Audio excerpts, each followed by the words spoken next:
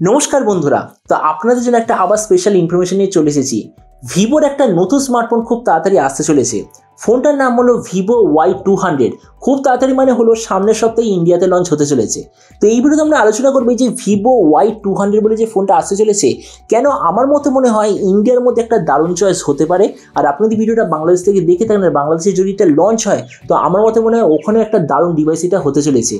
এই ভিডিওতে আমরা এটা সম্বন্ধে আলোচনা করব। তো চলুন শুরু করছি ভিডিওটা কোনো সময় নষ্ট না করে। আপনি যদি গ্যাজেট ওয়ার্ল্ড বাংলা চ্যানেলে প্রথমবার আসেন আর কেউ বাংলা টেক ভিডিও ডেইলি দেখতে চান, তাহলে gadget world Bangla channel subscribe অবশ্যই করে নেবেন। তো প্রথমে আলোচনা করবো এই স্মার্টফোনটার ডিজাইন সম্বন্ধে।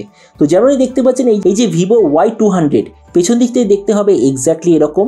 টোটাল দুটো কালারে লঞ্চ হবে, একটা হলো গোল্ড, একটা গ্রিন। ফোনের পেছন থেকে যে মেটেরিয়াল ওটা আসলে হলো ম্যাট ফিনিশ টাইপের প্লাস্টিক ব্যাক কভার। এর থিকনেস হলো 7.69 মিলিমিটার আর ওয়েট হলো 190 গ্রাম।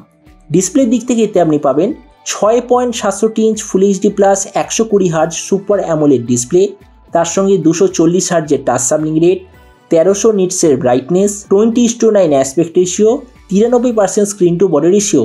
আর ডিসপ্লের যে প্রোটেকশন সেটা হলো পান্ডা গ্লাসের প্রোটেকশন। তার মানে সোজা কথা বলতে গেলে প্রাইস পয়েন্ট হিসাবে এই যে ডিসপ্লেটা সত্যিই খুব ভালো। প্রসেসরের দিক থেকে এতে আপনি পাবেন স্ন্যাপড্রাগন 4 জেনারেশন 1 প্রসেসর। ক্যামেরার দিক থেকে এতে আছে 64 আর 2 মেগাপিক্সেলের ডুয়েল ক্যামেরা, তার সঙ্গে 16 মেগাপিক্সেলের সেলফি। এই যে 64 মেগাপিক্সেলের রিয়ার ক্যামেরা, এটার সঙ্গে আপনি পাবেন OIS এর অপশান। এই যে স্মার্টফোনটা বলেছে যে একটাই ভেরিয়েন্টে লঞ্চ হবে, কিন্তু যতদূর মনে হয় পরে হয়তো আরও অন্যান্য ভেরিয়েন্ট আসবে। যে একটাই ভেরিয়েন্ট আসবে সেটা হলো 8/128 GB। র্যামের কোয়ালিটিটা হলো LPDDR4X, মেমোরিতে আছে UFS 2.2 আর তার সঙ্গে হাইব্রিড কাস্টটের অপশান। ব্যাটারিতে আছে 4800 mAh ব্যাটারি, তার সঙ্গে 44 ওয়াটের চার্জার। আর কানেক্টিভিটি হলো USB Type-C।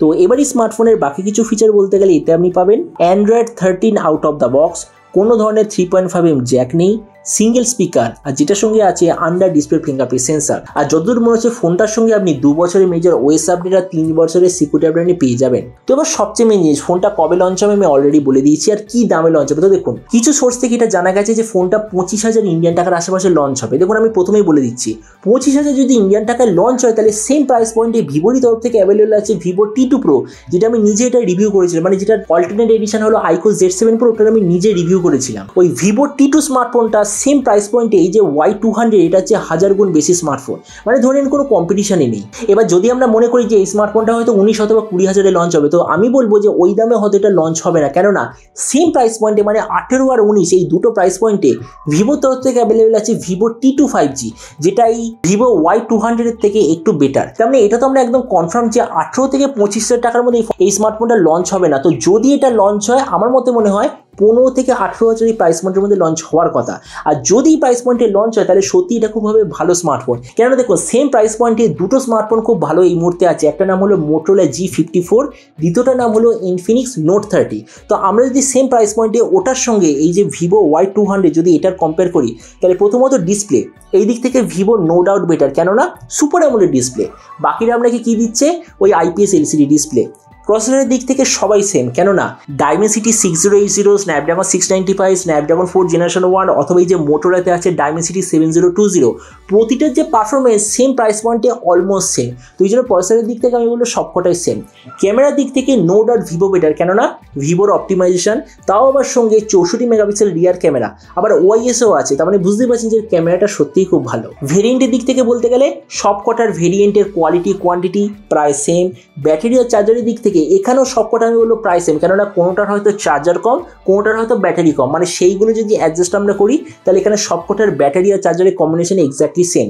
তাছাড়া স্পিকারের দিক থেকে ইনফিনিক্স আর মোটো বেটার, কেননা ওইগুলোতে আপনি পাবেন ডুয়েল স্পিকার, ভিভোতে আপনি পাবেন সিঙ্গেল স্পিকার। তাহলে দেখুন ভিডিও লাস্টে আমি ব্যাপারটা পুরো সহজ করে দিচ্ছি। যদি ফোনটা ইন্ডিয়ান মার্কেটে 20 থেকে 25,000-এর মধ্যে লঞ্চ হয় তাহলে কেনার একদমই দরকার নেই। যদি কেউ ফ্রিতে দিয়ে দেয় তাহলে হয়তো ইউজ করতে পারেন।